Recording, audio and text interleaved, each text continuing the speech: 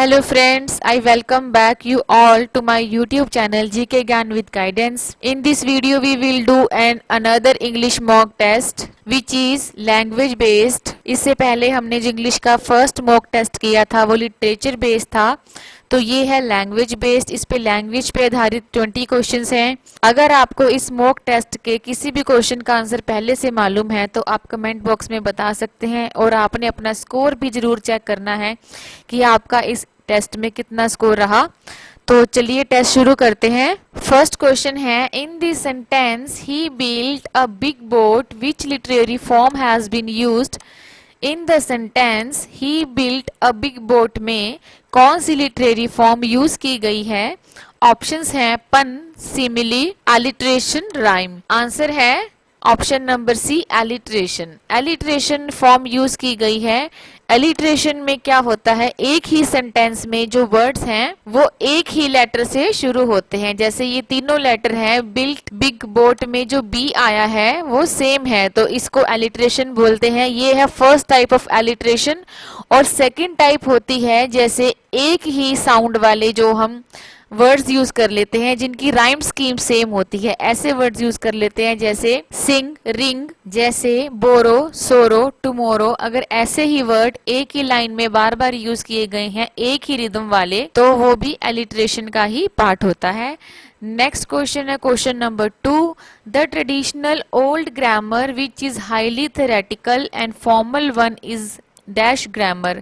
कौन सी ऐसी ग्रामर है जो ट्रेडिशनल भी है, पुरानी भी है और हाईली थ्योरेटिकल और फॉर्मल है, जिसमें हम सिर्फ रूल्स वगैरह ही रटते रहते हैं? जो ऐसी ग्रामर है वो कौन सी है? ऑप्शंस हैं descriptive, perspective, structural, transformation, generative grammar. तो इसका राइट आंसर है option number B, perspective grammar जो है वो एक ट्रेडिशनल ओल्ड ग्रामर है जो कि हाईली थेरेटिकल भी है और फॉर्मल भी है। नेक्स्ट क्वेश्चन है question number 3, which word has consonant cluster in its spelling. किस वर्ड में कॉन्सोनेंट क्लस्टर है वो आपको स्पेलिंग बतानी है। ऑप्शंस है गिव, ट्रिक, स्नो, और डी है बोथ बी एंड सी। तो इसके राइट आंसर हो जाएंगे डी, बोथ बी एंड सी, यानी कि ट्रिक में भी और स्नो में भी, दोनों में ही कॉन्सोनेंट क्लस्टर है। कॉन्सोनेंट क्लस्टर क्या होते हैं? जहां पर दो कॉन्सोनेंट की साउंड एक साथ आए, जैसे टी आर और एस एन। तो ये दोनों जो कॉन्सोनेंट की साउंड है एक साथ आती है, टी आर की और एस एन की। तो ऐसे जो वर्ड्स होते हैं उनके अंदर जो ऐसी दो साउंड एक साथ आती है without any vowel in between them, तो वहां पे कॉन्सोनेंट क्लस्टर बनता है। नेक्स्ट क्वेश्चन है question number 4, which of the following is an organ of speech. इनमें से कौन सा स्पीच का एक ऑर्गन है? ऑप्शंस हैं the tongue, lungs, teeth, all of the above. तो इसका राइट आंसर हो जाएगा option number D, all of the above. ये तीनों ही the tongue, lungs and teeth organs of speech हैं। नेक्स्ट क्वेश्चन है question number 5, the place of obstruction of the sound D and Z is. इन तीनों के जो प्लेसेस हैं ऑब्स्ट्रक्शन के वो कौन से हैं? ऑप्शंस हैं alveolar, palatal, bilabial, none of the above. तो इसका राइट आंसर हो जाएगा option number A, alveolar place of obstruction है। एल्वियोलर में जो हमारी टंग है वो हमारे टीथ रीज के साथ टच करती है, तो जो ऐसे साउंड्स होते हैं जहां हमारी टंग जो है वो टीथ रीज को टच करे, तो वो सारे जो साउंड है वो एल्वियोलर में आते हैं। नेक्स्ट क्वेश्चन है question number 6, which statement is true about a language. एक लैंग्वेज के बारे में इनमें से कौन सी स्टेटमेंट बिल्कुल सही है? ऑप्शंस हैं language is a system, language is arbitrary, language grows and changes, all of the above. तो इसका राइट आंसर है option number D, all of the above. ये जो तीनों ही स्टेटमेंट्स हैं, लैंग्वेज एक सिस्टम भी है, लैंग्वेज आर्बिट्रेरी भी होती है यानी कि बेतुकी होती है। किसी लैंग्वेज में कोई चीज क्यों यूज की जाती है, कैसे यूज की जाती है, तो ये सब बेतुकी चीजें हैं, ये हमें एज इट इज ही लर्न करनी पड़ती हैं। तो वो आर्बिट्रेरी जो इसकी बहुत ही स्पेशल फीचर्स में आता है। नेक्स्ट है language grows and changes, language language जो है हमेशा ग्रो करती रहती है, उसमें नए वर्ड्स ऐड होते रहते हैं और अपनी फॉर्म जो है वो सेंटेंसेस की, वर्ड्स की वो चेंज करती रहती है एक लैंग्वेज। नेक्स्ट है question number 7, which method is also called reform method. In methods में से कौन सा मेथड रिफॉर्म मेथड भी कहलाता है? ऑप्शंस है grammar translation method, direct method, bilingual method, structural approach. तो इसका राइट आंसर है option number B, direct method. Direct method को रिफॉर्म मेथड भी कहते हैं। नेक्स्ट क्वेश्चन है question number 8, what is the study of meaning in language. Language में जो हम अर्थों की स्टडीज करते हैं, मीनिंग्स की स्टडी करते हैं, उसको क्या कहते हैं? ऑप्शंस हैं सिंटैक्स, स्ट्रक्चर, सिमेट्रिकल, सिमेंटिक्स। तो इसका राइट आंसर है option number D, semantics. Next है question number 9, which is the term used for non formally prepared speech. ऐसी स्पीच जो हम नॉन फॉर्मली प्रिपेयर करते हैं, जिसमें हम शब्दों का या मीनिंग का या उच्चारण का कोई खास ध्यान नहीं रखते, तो वो वाली स्पीच को हम क्या बोलते हैं? ऑप्शंस हैं डिफ्थोंग्स, फ्रिकेटिव, एक्सटेम्पोर, डिक्लामेशन। तो इसका राइट आंसर है option number C, extempore. Extempore कहते हैं जो स्पीच हम बिना किसी फॉर्मल प्रेपरेशन के यूज करते हैं। जैसे हम अपने घर पे बात करते हैं, अपने पेरेंट्स से बात करते हैं, कभी किसी रीजन में आंसर देते हैं, कभी किसी क्वेश्चन का रीजन बताते हैं, तो वो जो स्पीच है वो अनप्रिपेयर्ड होती है, वो हम किसी भी फॉर्मली तरीके से प्रिपेयर नहीं करते, तो वो उसको हम एक्सटेम्पोर कहते हैं। तो इसको इनफॉर्मल स्पीच भी कहते हैं, ठीक है, इनफॉर्मल स्पीच। नेक्स्ट है question number 10, social meaning refers to the. Social meaning किसको कहते हैं? सोशल मीनिंग का अर्थ है, ऑप्शंस हैं literal meaning of a word, another meaning in addition to meaning, meaning about the circumstances of its use, something related to the expression. तो इसका right answer हो जाएगा option number C, meaning about the circumstance of its use. ऐसा meaning जो हमारी situation के according हम किसी वर्ड को यूज करते हैं, किसी वर्ड को अपनी सर्कमस्टेंसेस के अकॉर्डिंग यूज करते हैं, तो वहां जो उसका मीनिंग निकलता है that is a social meaning of that word. Next question है question number 11, which drill helps in improving pronunciation. कौन सी ड्रिल हेल्प करती है प्रोनाउंसिएशन को इम्प्रूव करने में? तो इसके ऑप्शंस हैं recognition, reproduction, narration, both A and B.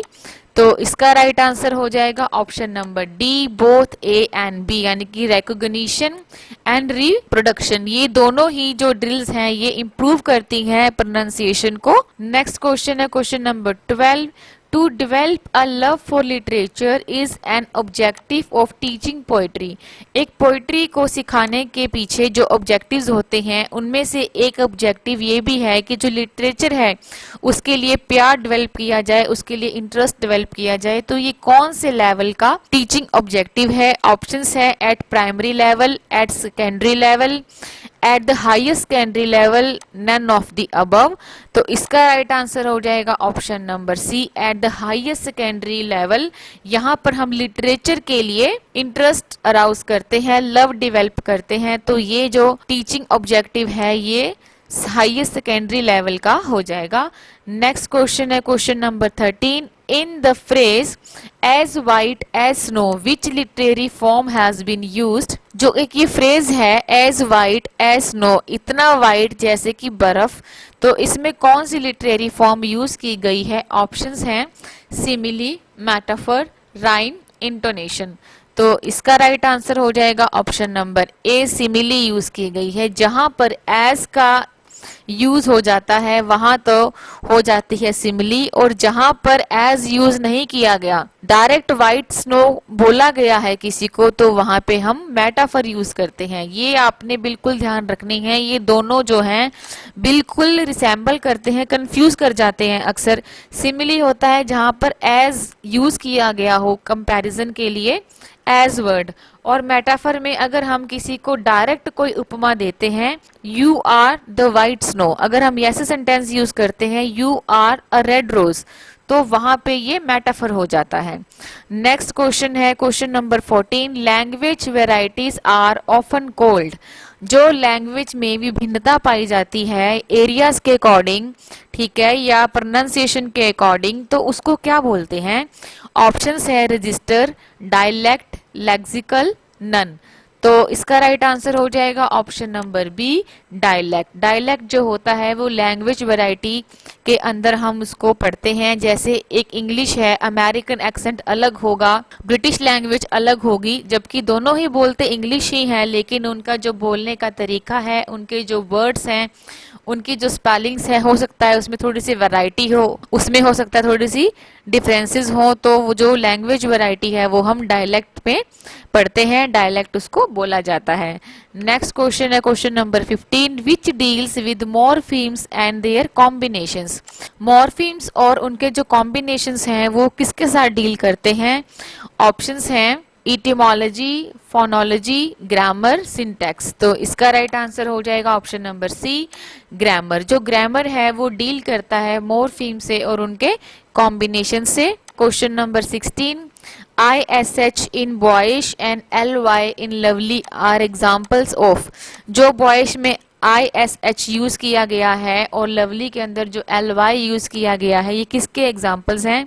Options हैं free morphemes, bound morphemes, convention, connotative. तो इसका राइट आंसर है option number B, bound morphemes. Bound morphemes क्या होते हैं? जिनका कोई अपना एग्जिस्टेंस नहीं होता, लेकिन जब वो वर्ड के साथ ऐड हो जाते हैं तो वो उसका थोड़ा जो मीनिंग है वो चेंज कर देते हैं, उसकी फॉर्म चेंज कर देते हैं। और जो फ्री मॉर्फीम्स होते हैं ये डायरेक्ट वर्ड्स होते हैं, जैसे लव है, बॉय है, ये फ्री मॉर्फीम्स है, ये डायरेक्ट यूज किए जा सकते हैं, इंडिपेंडेंटली यूज किए जा सकते हैं, जिनकी एक अपनी एग्जिस्टेंस है।